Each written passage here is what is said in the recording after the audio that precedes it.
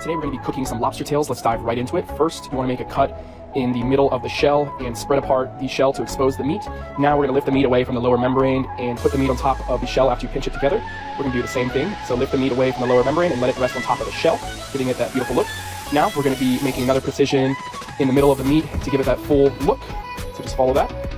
Now we're going to be making our sauce. We've got some butter, some cayenne pepper, some Cajun seasoning, some garlic, black pepper, salt. Mix that up nice and good. Now we're going to be adding it on evenly to both tails. Look how nice that looks, guys. All right, now we're going to be putting it in our air fryer. We're going to do 20 minutes at 400. After 10 minutes, you want to take them out and reapply the seasoning. And we're done, guys. That was very nice and easy. And there you go. Thank you guys so much. Maybe adding our parsley to finish.